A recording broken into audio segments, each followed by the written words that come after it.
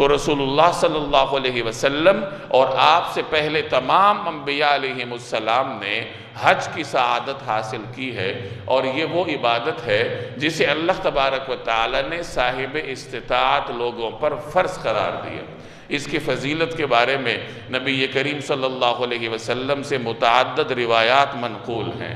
چنانچہ حضرت ابو ہریرہ رضی اللہ تعالی عنہ کی روایت ہے صحیح بخاری میں کہ نبی کریم صلی اللہ علیہ وسلم سے پوچھا گیا کہ یا رسول اللہ ای الاعمال افضل، اعمال میں سے افضل ترین عمل کون سا ہے؟ تو آپ صلی اللہ علیہ وسلم نے فرمایا کہ ایمان، اللہ اور اس کے رسول پر ایمان رکھنا یہ سب سے افضل ترین عمل ہے۔ تو پوچھا گیا کہ اس کے بعد کون سا عمل افضل ہے؟ آپ نے فرمایا جہاد فی سبیل اللہ۔ پوچھا گیا اس کے بعد کون سا عمل افضل ہے؟ آپ نے فرمایا حج مبرور، کہ حج مبرور افضل ترین عمل ہے۔ اور ایک روایت میں فرمایا گیا کہ حج مبرور کی جزا اگر ہے تو وہ صرف اور صرف جنت ہے، یعنی حج مبرور کی سعادت حاصل کرنے والے کو اللہ تبارک و تعالی جنت نصیب کرتا ہے۔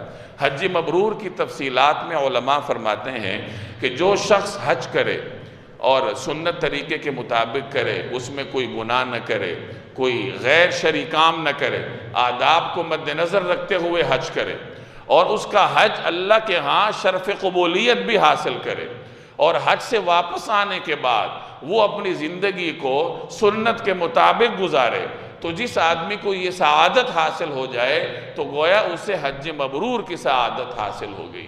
یعنی اس طریقہ کار کے مطابق حج کرنے اور اسی طریقہ کار کے مطابق حج کے بعد زندگی گزارنے کی جس کو سعادت مل جائے تو گویا اللہ نے اسے حج مبرور کی سعادت دی ہے۔ اور حج مبرور کا جو انعام ہے اس کے بارے میں رسول اللہ صلی اللہ علیہ وسلم کا فرمان آپ سن چکے ہیں کہ حج مبرور کی جزا صرف اور صرف جنت ہے۔